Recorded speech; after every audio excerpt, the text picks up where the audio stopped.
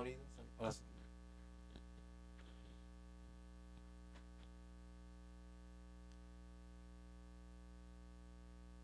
Hermano, buenos días a todos. Que el Señor les bendiga en este día de hoy. En este momento me dispongo a predicar la palabra. Y si hay personas aquí que no creen, eh, yo no puedo hacer nada. Si ellos deciden no creer, no van a creer lo que yo les diga. Entonces uno se pregunta, entonces, ¿para qué predicamos la palabra? Predicamos la palabra confiando en el Espíritu Santo.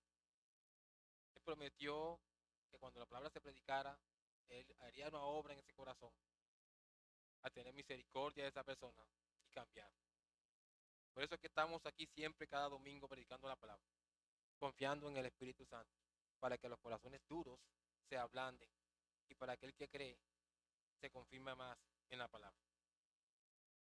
Entonces, esperemos y confiemos en Dios que en esta mañana el Señor se glorifique y que los endurecidos se ablanden y que los creyentes se confirmen más como obedientes y amorosos en Cristo.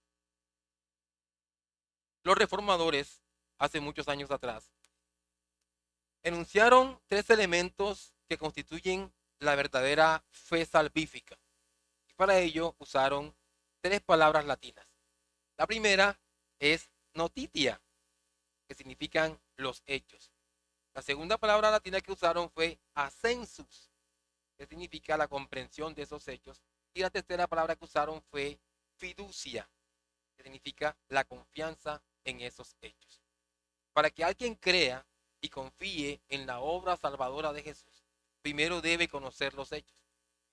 La persona debe saber que Jesús existió como una persona real, viva e histórica.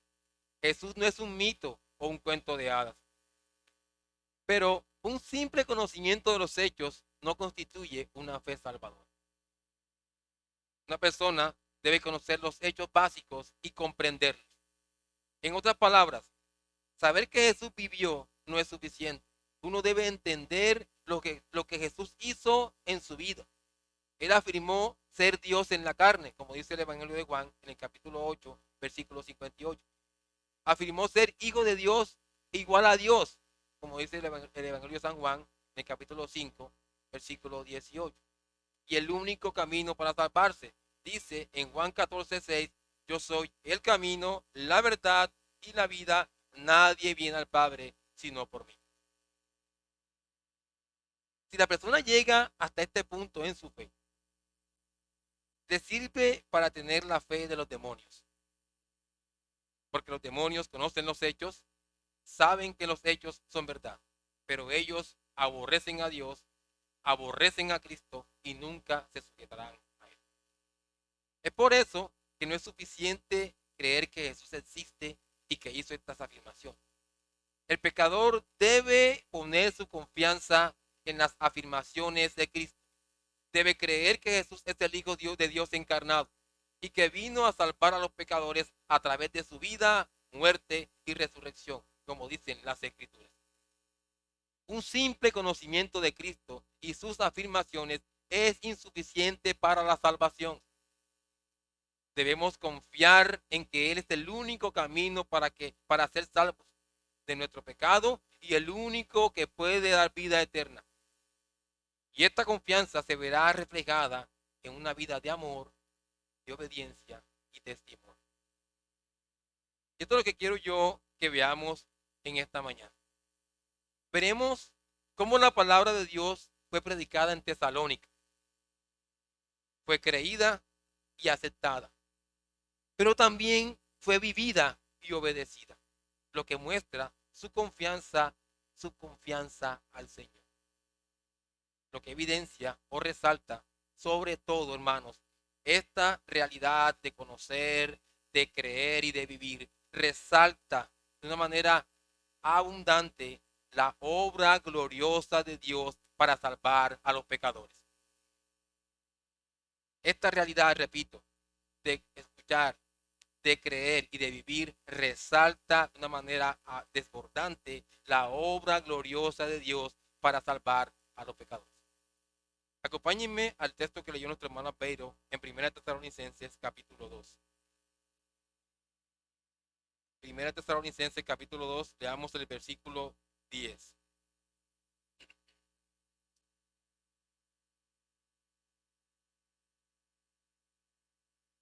Primera Tesalonicenses capítulo 2, versículo 13, perdón. Así dice la palabra del Señor. Por lo cual también nosotros, sin cesar, damos gracias a Dios de que cuando recibisteis la palabra de Dios que oísteis de nosotros, la recibisteis no como palabra de hombres, sino según es en verdad la palabra de Dios, la cual actúa en vosotros, los creyentes. El título para esta enseñanza, hermanos, es Gracias, Señor, por tu palabra. Gracias, Señor, por tu palabra. Vamos a ver dos cosas aquí hoy. Veremos en primer lugar cómo Pablo le agradece a Dios por el recibimiento de la palabra en Tesalónica.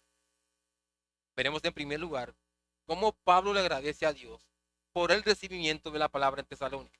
Y veremos en segundo lugar cómo Pablo le agradece a Dios por lo que causó y continúa causando la palabra a los creyentes.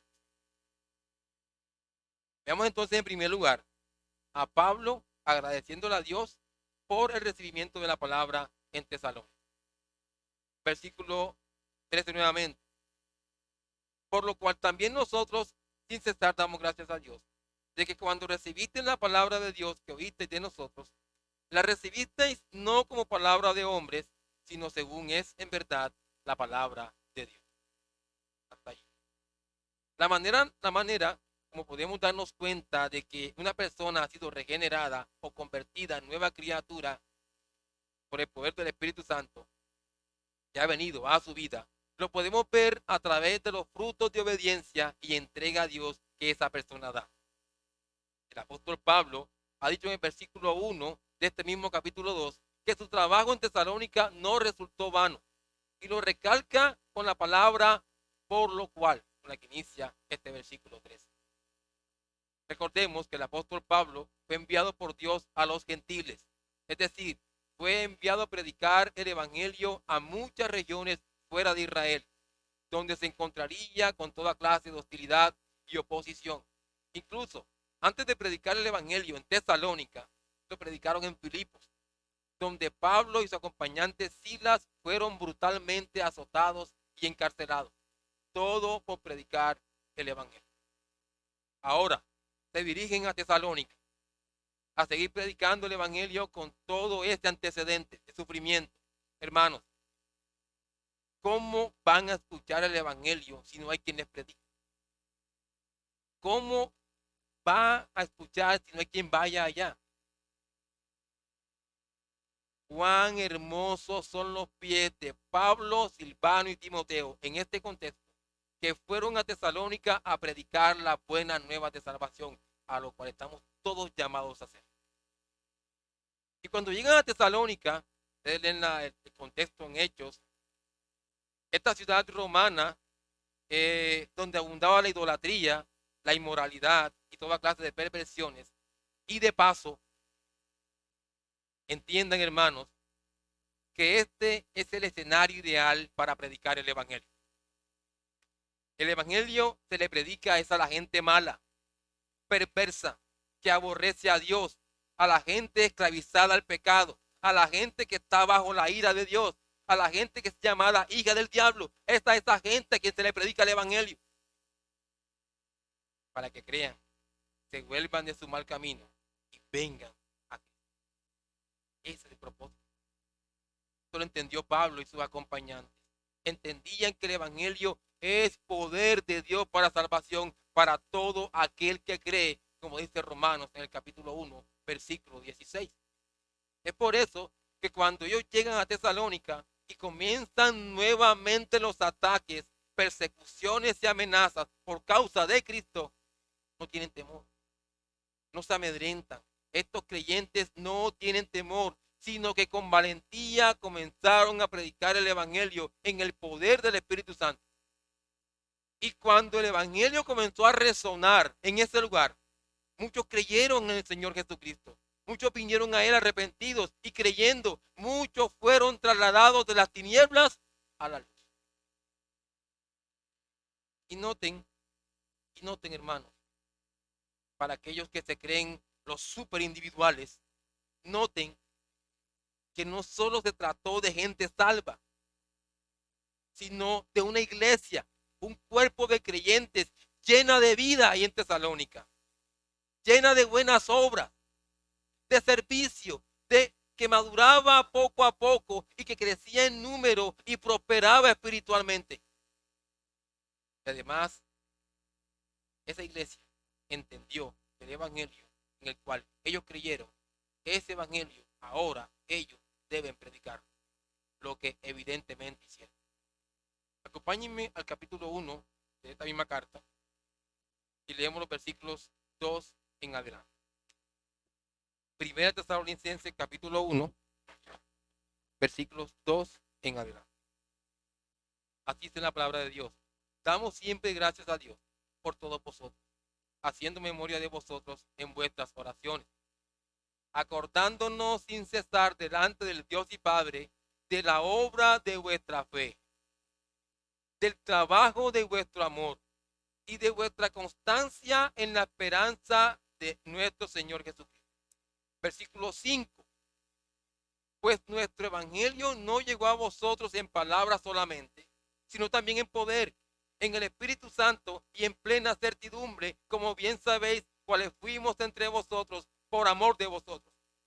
Versículo 8.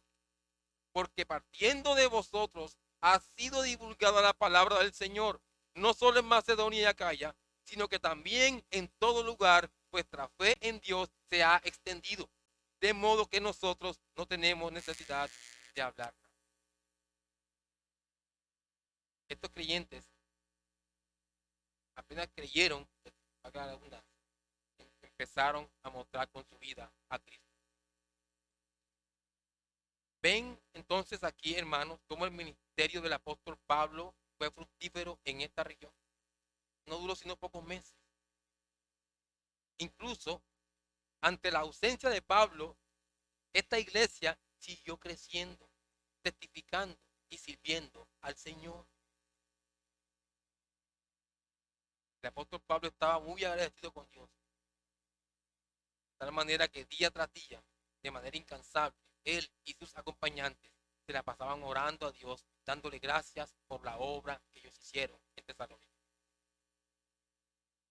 Fue Dios quien cambió el corazón de piedra por uno sensible de carne por su palabra a estas personas.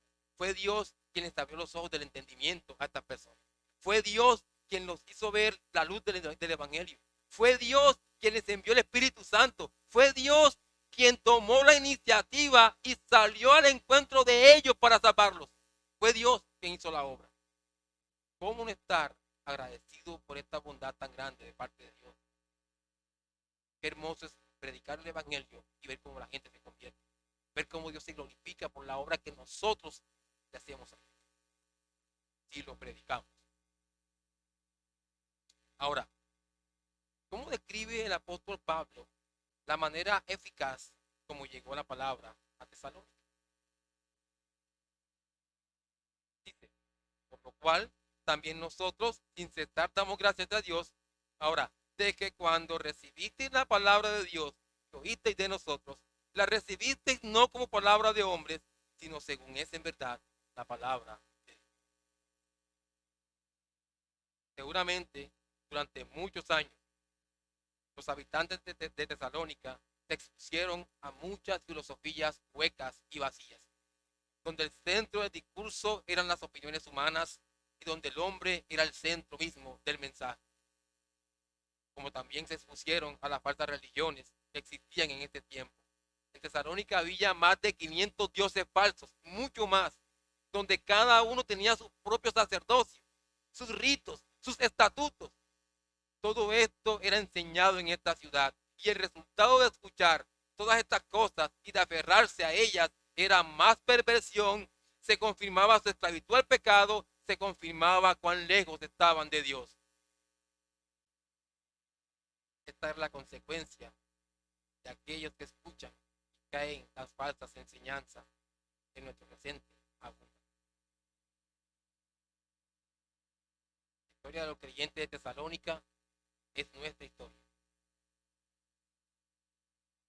Nosotros, antes de conocer el verdadero evangelio de Jesucristo, vivíamos siguiendo mentiras mediante los cuales no crecíamos, sino que al contrario, nos confundíamos más en el error y el pecado. Pero cuando agradó a Dios, pero cuando agradó a Dios que conociéramos a su Hijo, nos envió su Espíritu para que corriéramos hacia Él. De tal forma que cuando escuchamos el Evangelio y creímos esta palabra poderosa, se cambió nuestra vida para siempre. Si tú eres creyente, tu vida cambió para siempre. No eres el mismo impío de antes y tu testimonio va a ser notorio para todos nosotros. Es por eso, hermanos, esta obra aquí fue gloriosa. La palabra poderosa de Dios, al ser creída, fue llevada a que estas personas mostrarán frutos de justicia, frutos de arrepentimiento, frutos de amor, frutos de servicio, frutos de una vida que tiene a Jesucristo reinando en su corazón. Así que por nuestros frutos conocerán que somos creyentes.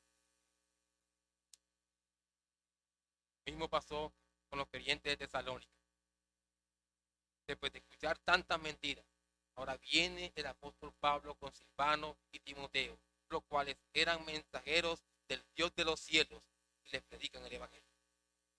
El cual, al escucharlo, por eso que el texto va a decir que cuando recibisteis la palabra de Dios, esta palabra recibiste aparece dos veces. En esta primera vez que aparece, que cuando recibisteis la palabra de Dios, esta primera vez que aparece en el texto, esta palabra significa que ellos escucharon el mensaje. Escucharon el mensaje. Y la segunda dice, la recibisteis no como palabra de hombres, sino según es en verdad la palabra.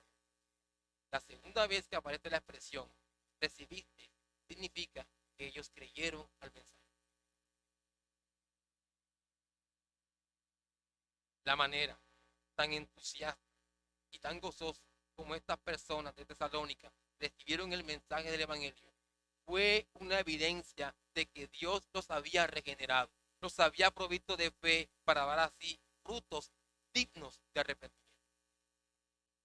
Acompáñenme a este mismo capítulo 1 que leímos ahora y leemos los versículos 9 y 10.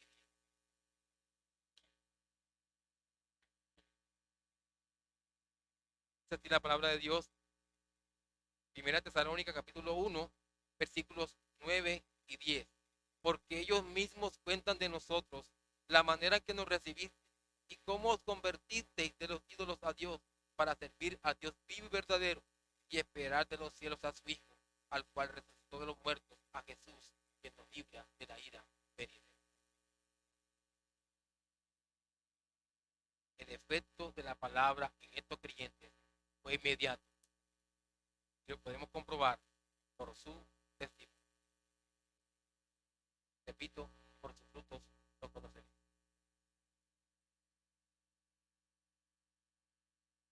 Ahora, los creyentes de Tesalónica sabían que la palabra que les fue predicada no era ninguna invención humana. ¿Por qué? Por el efecto que causó en ellos. Estas personas pasaron años y años escuchando mentiras inventadas por hombres y su vida era cada día peor. Pero cuando escuchan el mensaje que les predicó el apóstol Pablo y sus colaboradores, su vida cambió. Fueron regenerados por el Espíritu Santo. Tienen nueva vida ahora. Son nuevas criaturas ahora en Cristo y tienen esperanza. Esto no lo pueden nunca alcanzar. Nunca iban a alcanzar estas cosas por palabras inventadas por hombres. Nunca.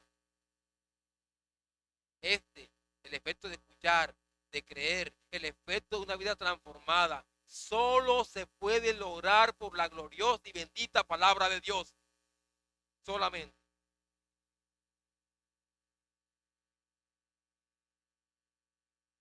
¿Por qué? Porque la palabra de Dios es viva y eficaz, hermano. Dice Hebreos en el capítulo 4, versículo 12. Esta es la palabra, hermanos, que Dios ha dejado para que el hombre sea salvo. Porque es a través de ella que podemos encontrar el único camino que lleva a la salvación.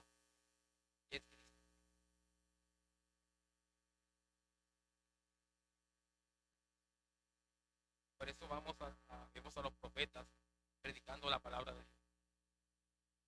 Cuando vamos al Nuevo Testamento, en su primer discurso, en el día de Pentecostés, el apóstol Pedro predicó la palabra de Dios. Los 12 hombres encomendados por el Señor fueron enviados a predicar la palabra de Dios. La iglesia del primer siglo predicó la palabra de Dios. Nosotros estamos llamados a predicar la palabra de Dios.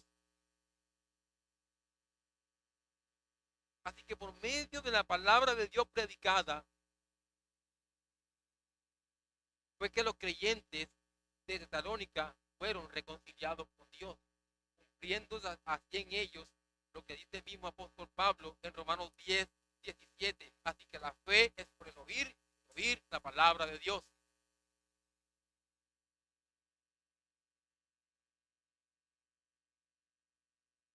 Aquí, hermano, nuestro primer punto. Dios le agradece, Pablo le agradece a Dios por cómo fue recibida la palabra en Tesalónica. Veamos en segundo lugar el agradecimiento que Pablo a Dios por lo que causó y continúa causando la palabra a los. Cuando una persona se le predica el evangelio y esta cree, inmediatamente es sellada por el Espíritu Santo, ya en Efesios, garantizándose así su futura comunión perfecta con Dios en la eternidad. Pero mientras esta persona que cree está en este mundo, se mantendrá cultivando y cultivando día tras día la comunión con Dios a través de su palabra. Porque el creyente entiende que es a través de la palabra que él conoce la voluntad de Dios para su vida. Y en esta medida se esfuerza de una manera sincera por cumplir los mandamientos todos los días. Y eso, hermanos, produce cambios. Eso produce cambios. Eso se hace notorio cuando alguien se adentra en el estudio de la palabra, se hace notorio que esta palabra cambia esta vida. De allí, de la manera como nosotros podemos comprobar que la palabra que recibieron los de Tesalónica y que transformó su vida era la bendita palabra de Dios, está en el hecho de que esa palabra cambiaría y estaría operando siempre en la vida de ellos. Siempre, hermano. De allí que el apóstol diga, la cual actúa en vosotros los creyentes. La palabra actúa es energeo. ¿De dónde proviene la palabra energía? Tanto la idea de poner en operación o de algo que está actuando de manera eficiente, eficaz y productiva. En este caso, la palabra de Dios siempre actúa o está actuando, llevando a cabo sus propósitos en la vida de los creyentes. Siempre actúa. Es por eso que quiero que comprendamos esto, hermano. Comprendamos esto. Cuando alguien cree, no se constituye en un ser inerte que no hace nada. Cuando alguien cree, sirve en la iglesia. Cuando alguien cree, hermanos, no estamos en la iglesia sin crecer. Es imposible que haya creyentes que no cambien. Es imposible que no haya creyentes deseosos de servir a Dios. Cuando alguien cree, un creyente no va a amar más al mundo que a Dios. Cuando alguien cree, su vida la entrega a Dios y cambia todas sus actitudes pecaminosas por honrar a Dios. Eso pasa cuando yo creo.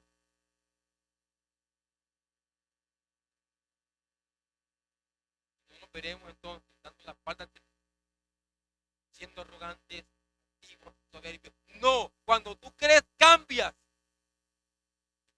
nada para ti es más valioso que Dios.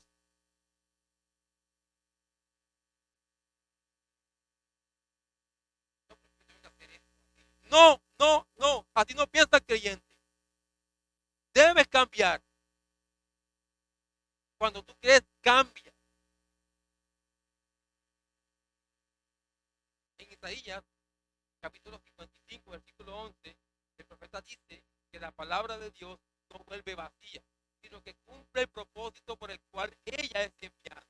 La palabra es predicada, la palabra es oída, la palabra es creída, pero esa palabra debe ser estudiada, debe ser meditada, debe ser guardada, debe ser practicada.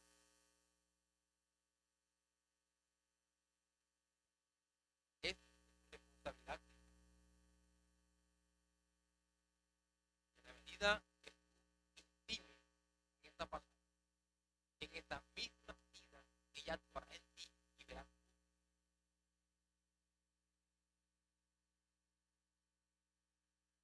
Veamos, hermanos, rápidamente las diferentes formas en que la palabra de Dios obra en favor de nosotros. Rápidamente, la palabra salva, dice Santiago, la palabra nos santifica, dice Juan, la palabra nos madura, nos clientes, dice primera de Pedro, la palabra libera,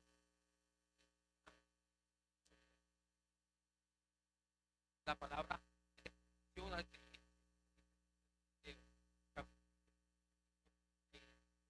la palabra aconseja al cliente, la palabra edifica al cliente, dice Hechos 20:32. La palabra les asegura éxito espiritual, dice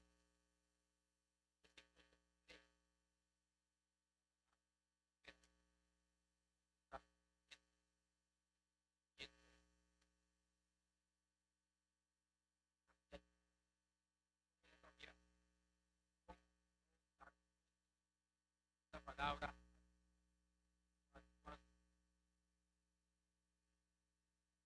manera de pensar.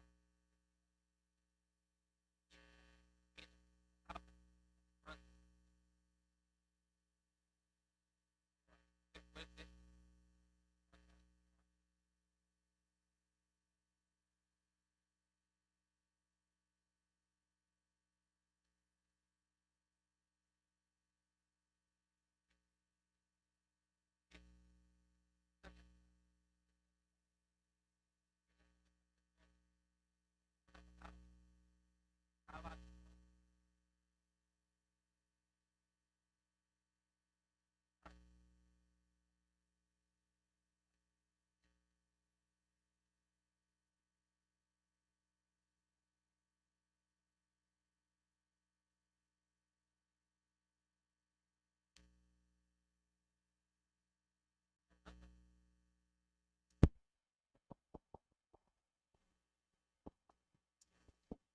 cuando,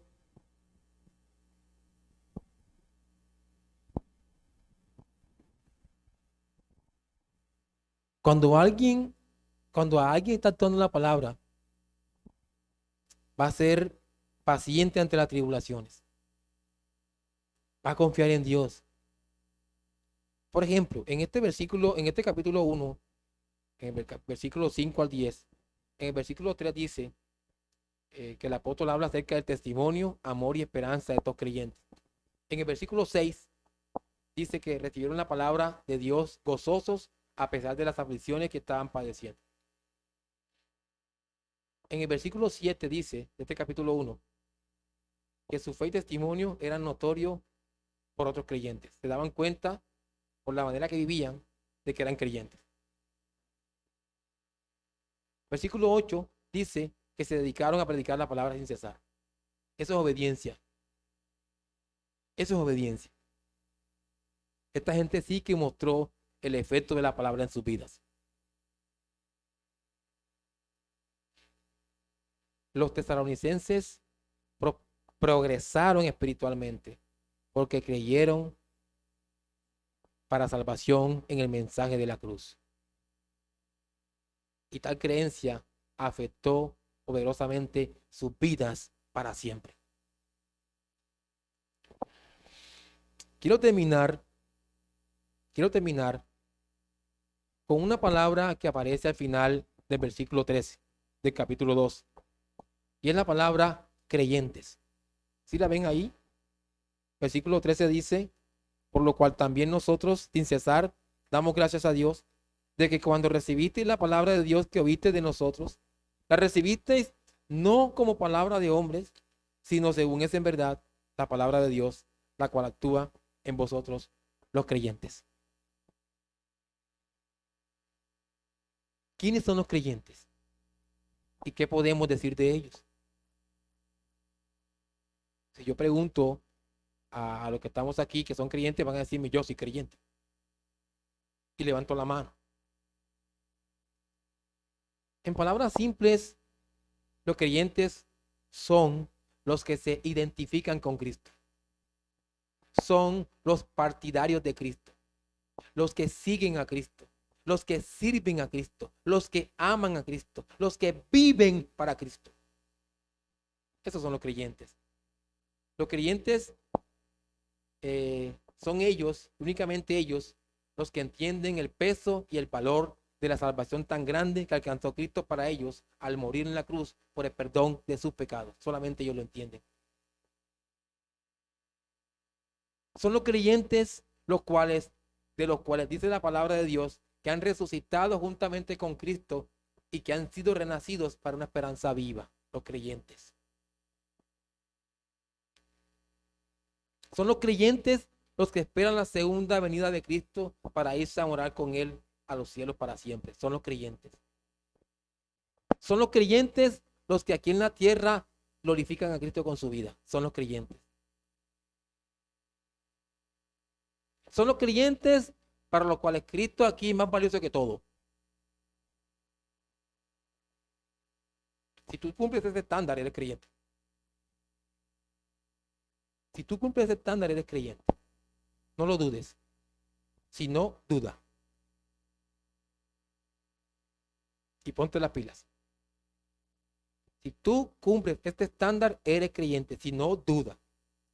Que pueda que no lo seas.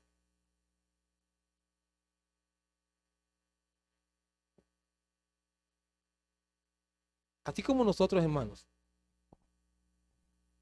que aborrecíamos a Dios y éramos incapaces e impotentes para buscarlo. De igual manera, los de Tesalónica no podían ni querían buscar a Dios.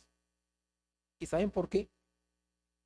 Porque tanto ellos como nosotros, antes de ser creyentes, en nuestra condición de incrédulos, vivíamos, oigan, incrédulos que están aquí, repito, oigan, incrédulos que aborrecen a Dios, oigan lo que estoy diciendo, esto lo dice la Biblia.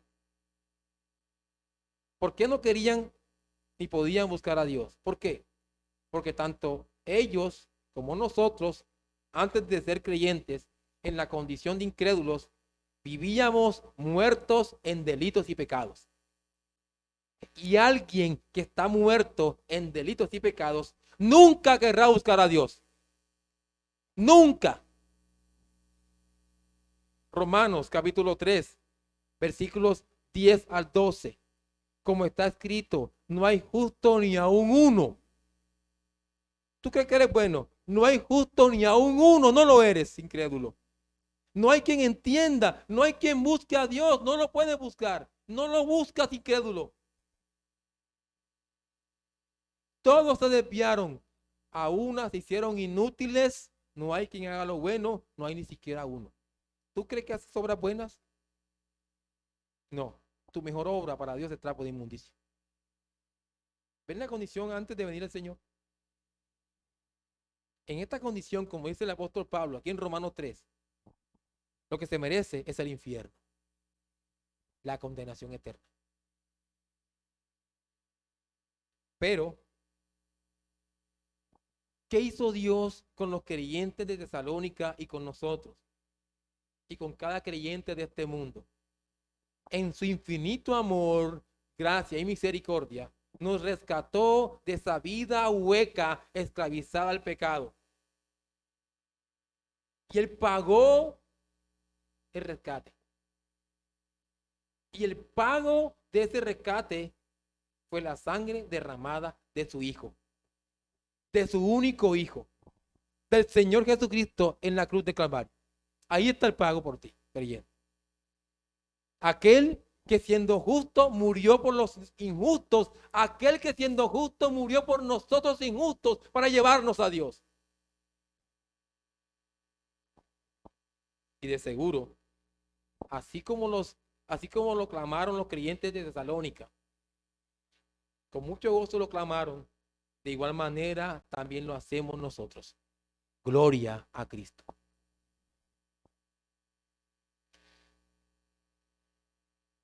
Quiero terminar con unas palabras de aplicación. Rápidamente. Y nos preguntamos, ¿cómo nosotros, que estamos aquí, nos decimos llamar creyentes, podemos aplicar esto que hablamos aquí hoy a nuestras vidas? ¿Cómo lo aplicamos? Lo primero que le quiero decir a manera de aplicación es qué bendición es ser cristiano. Qué bendición es saber que todos nuestros pecados han sido perdonados. Qué bendición es saber que Dios ha dejado su Espíritu Santo morando en tus corazones, en nuestros corazones, y nos garantiza su compañía todos los días hasta el fin del mundo. Qué bendición es eso.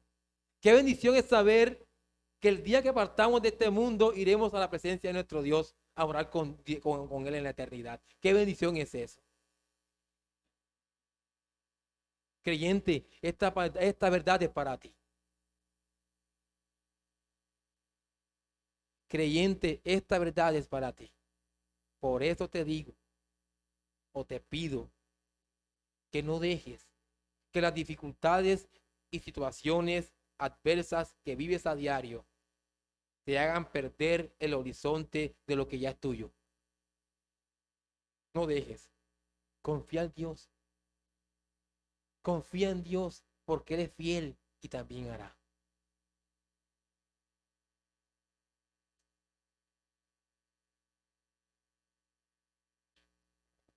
Otra cosa que quiero resaltar a manera de aplicación para ti creyente es que ames y aprecies la palabra de Dios más y más cada día.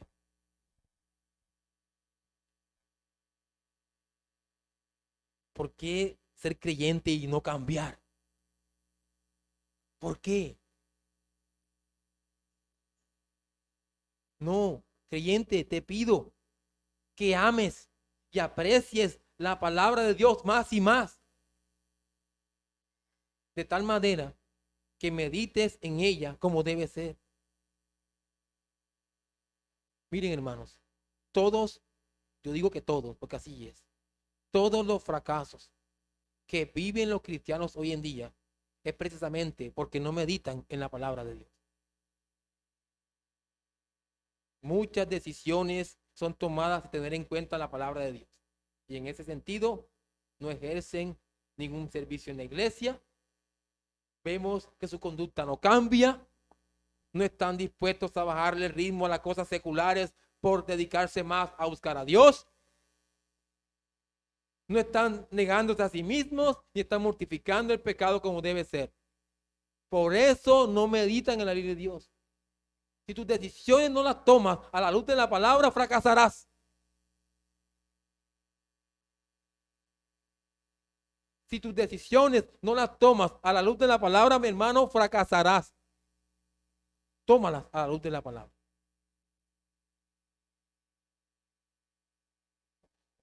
Yo le decía a los hermanos la otra vez que cuando la gracia se aparezca, corre hacia ella. Corre, no huyas para que no fracases. Creyente, tú debes meditar la palabra de Dios. Esfuérzate en las obras que Dios preparó de antemano para que tú andes en ellas. Esfuérzate.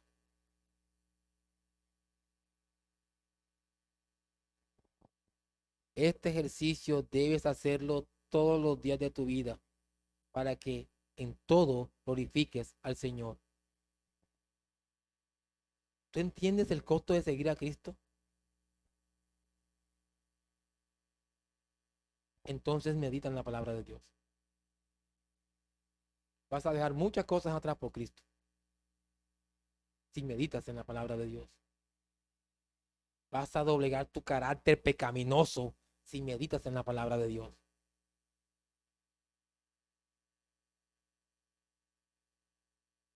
Como última aplicación para el creyente, quiero recordarte a ti, creyente, que si la palabra de Dios está actuando eficazmente en ti, tus frutos y tus testimonios serán notorios. Todos lo veremos.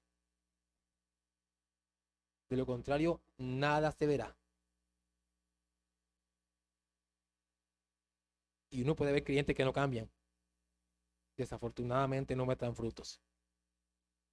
Y eso es triste, que nos vayamos todos los días con la conciencia tranquila de no dar frutos. Qué triste es eso. Repito, hermanos. Si la palabra de Dios, como dice aquí Pablo en Tesalonicenses, está actuando en ti, tú darás frutos. Mostrarás con tu vida eso y todos lo veremos. De no ser así, te pido por favor que revise tu cristianismo. Revísalo por favor. Porque pueda que te la estés pasando afrentando al Espíritu Santo y estorbando su operación en ti.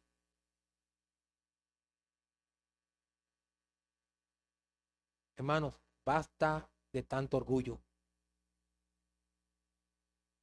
Basta de tanta pereza.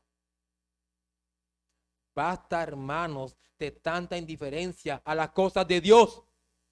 Basta, man. Basta, basta. Es hora de despertar del sueño y caminar en esta tierra a paso firme hacia la gloria que nos espera.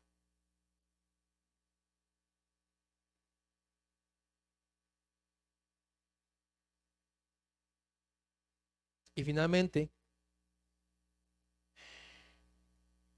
para aquellos que están sin Cristo. Digo esto no para ofenderte. No es mi intención y no lo quiero hacer y no lo voy a hacer. Lo digo con amor. Porque quiero que tú entiendas estas cosas. Y le pido al Espíritu Santo que lo haga. Si tú estás sin Cristo en estos momentos, la Biblia te llama impío, hijo del diablo, muerto en delitos y pecados. Si te mueres ahora, nada bueno te espera. Nada bueno te espera.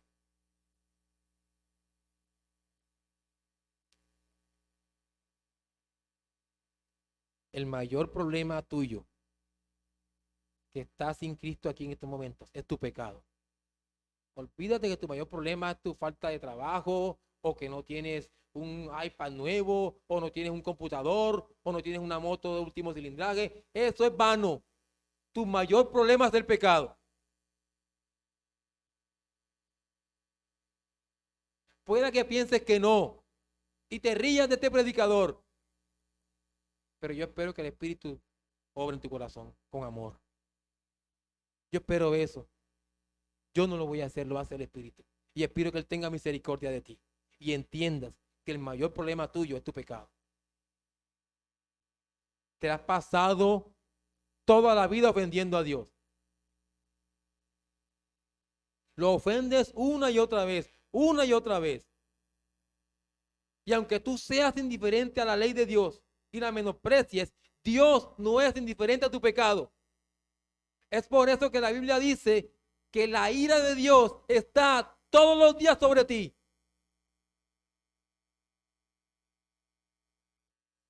¿Tú crees que eres sabio? No eres sabio, eres necio. Así dice la Biblia.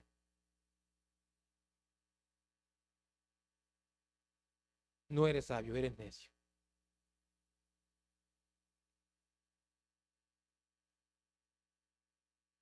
Y en ese estado, hermano, amigos sin Cristo, te espera la condenación eterna. Nada bueno te espera al final. Así que te llamo en estos momentos a que te arrepientes de tus pecados y creas en el Señor Jesucristo. Reconoce que eres malo, porque bien malo si eres.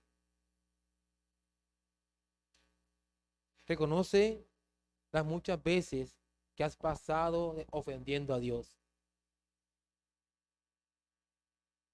Reconoce tu maldad y ven a Él clamándole perdón y misericordia. Ven, ven a Cristo reconociendo que no puedes hacer nada para salvarte por ti mismo. Ven a Cristo porque solamente Él te puede salvar de la ira venidera.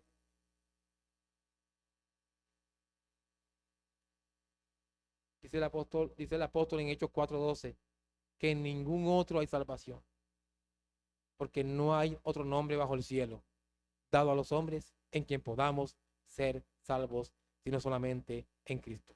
Así que, amigo, ven a Cristo antes que sea demasiado tarde. Amén. Amado Dios y Padre, te damos gracias en esta mañana por tu palabra, Señor.